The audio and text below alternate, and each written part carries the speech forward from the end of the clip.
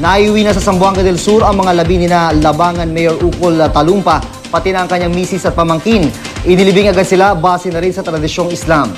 Kumbinsido naman ang mga naulilang anak ng mga biktima na politika ang ugat ng pamamaslang. Ang mainit na balita hatid ni Lia Manyalak del Castillo. Bakit kailangan dalawa pa sila? Ito ang tanong ng isa sa mga anak ng napatay na si Labangan Zamboanga del Sur Mayor Ukol Talumpa. Napaslang ang alkalde at ang kanyang asawa at pamangkin sa NAIA Terminal 3 kahapon. Umaasa ang mga naulila ng mga biktima na makukuha agad nila ang hustisya.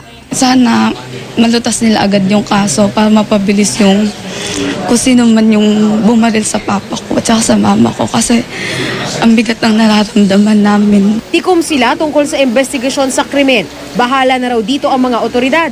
Pero paniwala nila, politika ang punot dulo ng pananambang. Ito lahat of politika. Kasi hindi lang ito yung unang beses. Ang pamilya Talumpa, ikinadismaya ang kawalan ng CCTV sa terminal. Paano namin malalaman kung ano nangyari nung mismo sa crime scene kung wala silang CCTV?